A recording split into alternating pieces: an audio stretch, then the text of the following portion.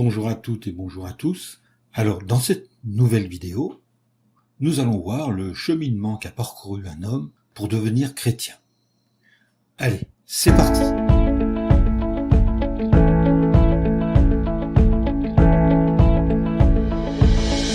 J'étais pasteur pentecôtiste. C'est ainsi que commence le récit. L'homme dit: j'ai assisté pour la première fois à un service religieux pentecôtiste dans une maison privée. Le pasteur, un homme d'âge moyen, commença son sermon en priant d'une voix très forte. Cela m'a surpris, mais je suis resté. Pendant le sermon, je l'ai interrompu à plusieurs reprises pour lui demander des preuves de l'existence de Dieu. Il me montra la Bible comme preuve et m'en donna un exemplaire. J'ai commencé à la lire à raison de 7 chapitres par jour environ. Cependant, je me suis vite rendu compte que je ne comprenais pas grand-chose à ce que je lisais. J'ai donc décidé de me tourner vers l'église pentecôtiste. Depuis mon plus jeune âge, je m'intéressais à la religion, comme mes parents du reste. Ainsi que beaucoup de Siciliens, ils étaient catholiques et très zélés. Néanmoins, à mesure que je grandissais, je réalisais que l'Église catholique ne satisfaisait pas mes besoins spirituels. Je ne pouvais comprendre, par exemple, pourquoi les prêtres portaient des vêtements spéciaux, pourquoi ils s'occupaient des affaires privées des gens dans le confessionnal, ou pourquoi il y avait autant d'idoles dans une église que dans un temple païen. Comme je n'ai pas reçu de réponse satisfaisante à ces questions, mon intérêt pour l'Église catholique diminua.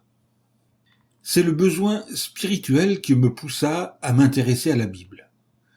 J'ai donc fréquenté l'église pentecôtiste. Les services religieux semblaient viser au sensationnel. Le pasteur commençait par dire une prière, les yeux fermés et les bras tendus vers le ciel. Puis il invitait l'assistance à chanter un cantique avec lui. Après cela, il donnait la parole à plusieurs personnes pour qu'elles témoignent. Autrement dit, elles relataient les difficultés qu'elles avaient rencontrées avant de devenir pentecôtistes et disaient ce qu'était leur vie à présent.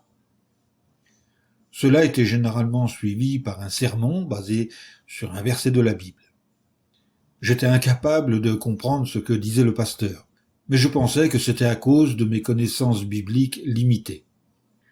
Après son sermon, le pasteur se déplaçait parmi les assistants et posait ses mains sur eux, et il s'écriait « Criez, criez fort, le Seigneur est près de nous !»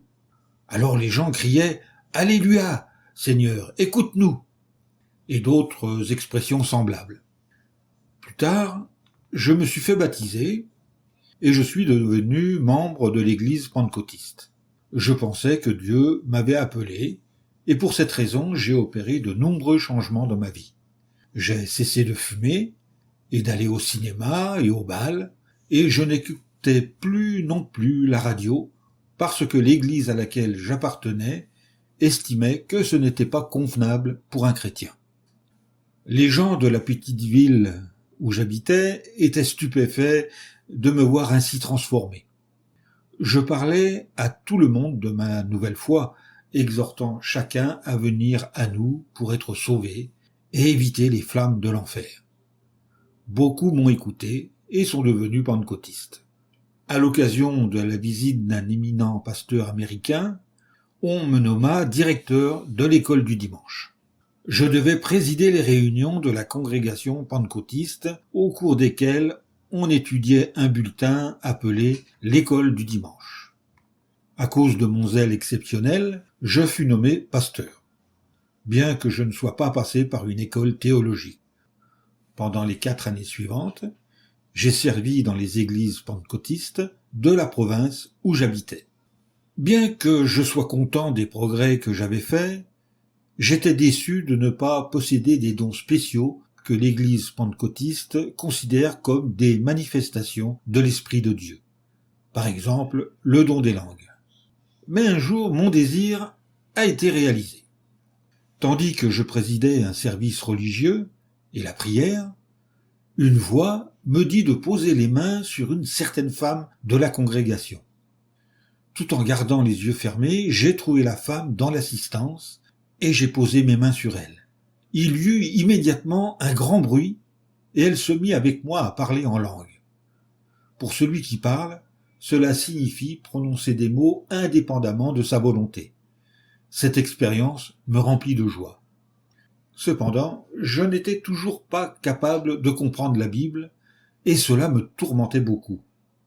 On me dit que seuls ceux qui avaient le don d'interprétation pouvaient comprendre la Bible. Cette explication m'a quelque peu satisfaite. J'étais reconnaissant d'avoir reçu au moins le don des langues. Après quelques mois, j'ai acquis la certitude que quelque chose clochait à propos de ce prétendu don. J'ai commencé à avoir de terribles cauchemars. J'avais l'impression d'être paralysé, et en même temps je voyais de tous côtés des formes noires qui me tenaient. Je me demandais si ces attaques des esprits mauvais n'avaient pas une relation avec le don que j'avais reçu. Mes soupçons se confirmèrent quand un pasteur qui possédait le don d'interpréter ordonna à une personne qui avait le don des langues de s'arrêter de parler, car ce qu'elle disait était honteux et ne pouvait être répété. J'étais déterminé à trouver une explication à ces choses. Je me suis adressé à l'Église apostolique et à l'Église baptiste, mais sans résultat. Quand j'ai entendu parler d'un couple de témoins de Jéhovah, prédicateurs à plein temps. Je suis donc allé les voir. Je leur ai posé de nombreuses questions, auxquelles ils ont répondu en se servant de la Bible. Leur connaissance des Écritures me stupéfiait. J'ai accepté d'étudier la Bible avec eux gratuitement. Avec le temps, j'ai finalement appris la vérité concernant le don des langues. La Bible montre clairement que le Dieu Tout-Puissant a accordé aux premiers chrétiens le don des langues, ou plutôt de parler dans des langues qu'ils n'avaient jamais apprises. Dans l'enfance de la congrégation chrétienne, ce don aidait les disciples, peu nombreux, à instruire les étrangers sur les choses magnifiques de Dieu, selon le livre des Actes au chapitre 2, les versets 5 à 11. En outre, le don des langues était une preuve visible que la nouvelle congrégation chrétienne avait l'approbation de Dieu, selon la première lettre aux Corinthiens au chapitre 14 et au verset 22. Mais la congrégation, une fois adulte, le don des langues allait-il demeurer? Non. J'ai appris que ce don était temporaire, de même que les dons de prophétie et de connaissances spéciales. La Bible dit « L'amour ne passe jamais ». Or, qu'il y ait des dons de prophétie, ils seront abolis. Qu'il y ait des langues, elles cesseront. Qu'il y ait de la connaissance, elle sera abolie. Ces dons spéciaux étaient un trait caractéristique du christianisme dans son enfance. Mais quand celui-ci est devenu adulte, ces traits devaient disparaître, comme le montre la Bible en 1 Corinthiens chapitre 13, versets 8 à 11. J'en suis arrivé à comprendre que le don que je croyais avoir reçu de Dieu venait en réalité de Satan et des forces spirituelles mauvaises. La Bible nous avertit que Satan lui-même se transforme continuellement en ange de lumière et nous trompe avec des signes et des présages mensongers. Selon la deuxième lettre aux Corinthiens au chapitre 11 verset 14 ou encore la deuxième lettre aux Thessaloniciens au chapitre 2 les versets 9 et 10. Comme je suis heureux d'avoir compris ces choses. Ce qui m'a surtout procuré de la joie et de la satisfaction, c'est de savoir que Dieu va établir un gouvernement juste sur la terre, pour le bien de ceux qui le servent avec l'esprit et la vérité.